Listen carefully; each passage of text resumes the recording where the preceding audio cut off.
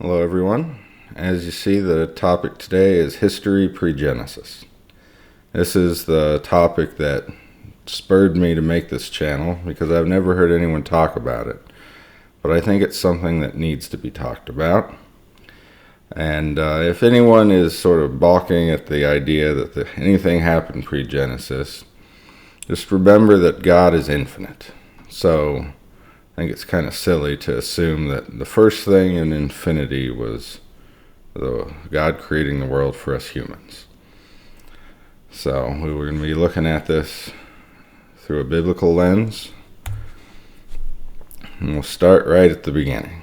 Genesis 1:1 and 2. This is from Young's literal translation. In the beginning of God's preparing the heavens and the earth hath existed waste and void, and darkness on the face of the deep, and the Spirit of God fluttering on the face of the waters. But we see here especially that the earth existed, the waters existed. We know the earth was submerged at this time. You'll see this in every translation. God didn't create the waters on day 1 or 2 or 3 or 4 or 5 or 6. They were already here. So this also gets into the topic of translation and what a world is. But we won't really get into that. So we see in Job, a lot of good stuff in Job. Where were you when I founded the earth? Tell me if you have understanding. Who determined its size? Surely you know. Who stretched out the measuring line for it? And to what were its pedestals sunk? And who laid its cornerstone? While the morning stars sang together, and all the sons of God shouted for joy. Who shut within doors the sea, when it burst forth from the womb? So this right here lets us know that when God was creating the world in Genesis, the angels were already around. And what sort of sparked my interest in this subject was the footnotes from the Nabri. The Nabri Bible has the most interesting footnotes by far of any Bible I've seen. We see here from Psalm 29, talks about the sevenfold repetition resembles the crashing thunder to the primordial slaying of Leviathan, the seven-headed sea monster. And God defeated the primordial waters and made them part of the universe. So that got me asking questions. Continuing in Job, this excerpt from Job 40 and 41, when God was talking about the Leviathan. Who can strip off his outer garment, or penetrate his double armor? Who can force open the doors of his face, close his terrible teeth? Rows of scales are on his back, tightly sealed together. They are fitted so close to each other that no air can come between them. So joined to one another that they hold fast and cannot be parted. When he sneezes, light flashes forth. His eyes are like the eyelids of dawn. Out of his mouth go forth torches. Sparks of fire leap forth. From his nostrils comes smoke, as from a seething pot or bowl. His breath sets coals of fire. Flame comes from his mouth. Strength abides in his neck, and power leaps before him. The folds of his flesh stick together, and it is cast over him and immovable. His heart is cast hard as stone, cast as the lower millstone. When he rises up, the gods are afraid. When he crashes down, they fall back. Should a sword reach him, it will not avail, nor will spear, dart, or javelin. He regards iron as chaff and bronze as rotten wood. No arrow will put him to flight. Sling stones used against him are but straw. Clubs he regards as straw. He laughs at the crash of the spear. Under him are sharp pottery fragments, spreading a threshing sledge upon the mire. He makes the depths boil like a pot. He makes the sea like a perfume bottle. Now, doesn't this sound a lot like the earth? Right? If we look back, the lightning, the smoke from his nostrils. This is something that Cult of Khan mentioned, that volcanoes might be a dragon. And that caught my attention too. His breath sets coals of fire, a flame comes from his mouth. So we see he's hard as stone, he's like a lower millstone. He makes the depths boil. You see that at the bottom of the ocean. So could the Leviathan really be the earth itself? At least part of it? The ground? Might volcanoes be the smoke of Leviathan? Well, as I'm sure many of you have noticed, this caught my attention a few years ago looking at Google Earth. Right at the end of South America, there's this unmistakable shape, like a serpent's head. I'm sure, I just have a few pictures here. I'm sure you're all familiar with the geological phenomenon, various sorts. This one looks like a snake. It's the Devil's Tower. Mountain ranges that look like sleeping giants. So it is the glory of God to conceal a matter and the glory of kings to search it out. These are some of the questions I was asking. When did sin enter the fallen angels? Right, the first thing we see of them, when the serpent goes to tempt Eve to sin. So he apparently already had sin within him. If that's the first thing he did. When did the angels learn and grow? Were they just born wise and everything? Or like everything else, did they have a coming of age period?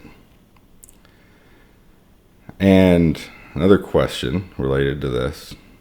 Was our creation meant in part as a trial of the prideful angels? They sure fell. Well, let's see. My hypothesis. There was a primordial war. The heavenly host we know is the army of angels led by God. But when were they warring if they're an army? So Isaiah 27:1. On that day, the Lord will punish with his sword, that is cruel, great, and strong, Leviathan, the fleeing serpent. Leviathan, the coiled serpent. He will slay the dragon in the sea. Job 7:12. Am I the sea or the dragon that you place a watch over me?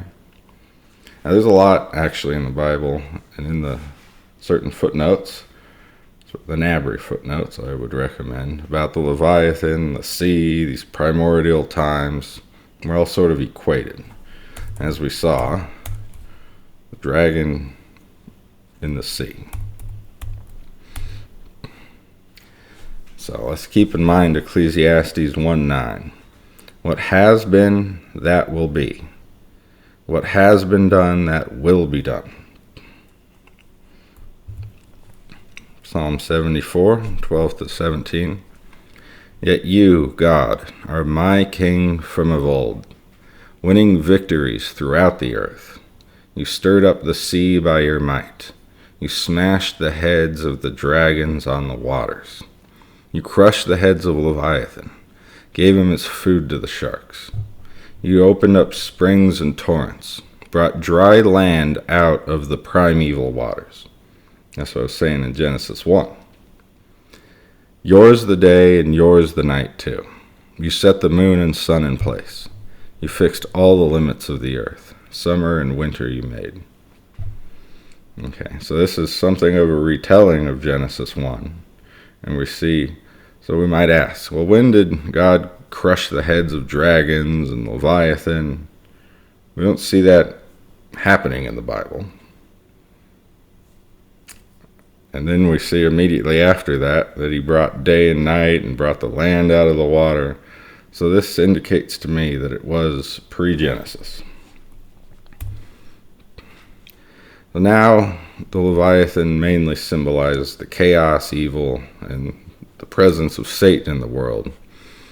But maybe it was once, quite literally, a huge creature that was defeated by God's army, by the angels. And that it was during these events that the angels came of age, and some of them got puffed up with pride. Right? Satan hadn't really fallen before humanity, but we saw the first thing he did was make them fall. So he already had that pride and narcissism, wanting to go against God. And then pride goes before disaster, and a haughty spirit before a fall. That's what we see. When would Satan have gotten his haughty spirit? Perhaps this great triumph over the Leviathan and all sorts of other primordial beasts, giants, and monsters that we see remnants of on the earth today. Ezekiel 28:2 and verse 8. Because you are haughty of heart, you say, I am a god. I sit on a god's throne in the heart of the sea. He's talking to Satan here. And in response, God says, they shall thrust you down into the pit. You shall die a violent death in the heart of the sea.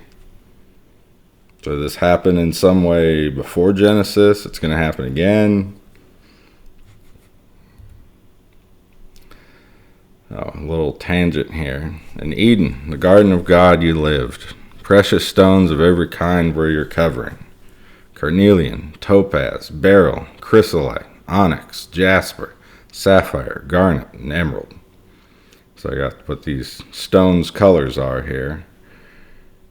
So it might not merely be a mockery of the rainbow, this whole pride situation. Satan was once clad in this beautiful rainbow of colors. Now look at him. So with the creation of our world and we humans, God laid the trap for the proud angels to fall and fall and fall again. Let me see if I can move myself here. No, guess not. So from Michael Heiser, he proposes that there were 3 falls. It was in the Garden of Eden, tempting the woman. It was pre-flood, when they were tempted by the women, and it's again at the Tower of Babel. And I see there were also 3 defeats at the cross. We see in Job, especially right at Job 1, Revelation 12, that Satan was, in the time of people, still privy to some degree to the counsel of God, where he would be accusing everyone. So he got thrown down from that at some point post-Genesis. And we know at the second coming, he's thrown into the pit for 1,000 years. And at the final end of the world, he's thrown into the lake of fire. So his pride came before Genesis, his fall, and fall again came after. Whoa. Revelation 21:1. Then I saw a new heaven and a new earth. The former heaven and the former earth had passed away, and the sea was no more. The beast that you saw existed once, but now exists no longer. So we see this pattern that what was and is and either will be or won't be again, both, passes away. The world passed away. The world will pass away. There will be a new one. There was a new one. So, that's my parting thoughts. God's purposes are for the angels as well as mankind. It's something I've thought about for some years now.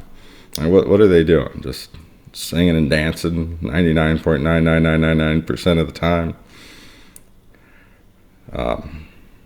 No, I don't think so. I think they had their own triumphs. Now they're playing a role. And then when there's war in heaven and the final battle, they will have another victory, and so will we. Something else to keep in mind is this 3-fold fulfillment, which includes rethinking history and prophecy. There was a past fulfillment, there's a present fulfillment, and there's a future fulfillment. Same way there's a body, soul, and spirit. We see this trifecta a lot. And I think that will help us come to a better understanding of everything. And we should also remember that God's ways are higher. Hallelujah for that. So we might be looking for one thing, but I found that when God does something, there's a lot that he accomplishes with it, not just one thing. So by considering what transpired leading up to Genesis, we can see how the stage was set for the story of our world. So thanks for listening. I look forward to hearing what everyone thinks and where we can go with everything. The truth community is really coming together. So God bless. Thanks for listening. And see you next time.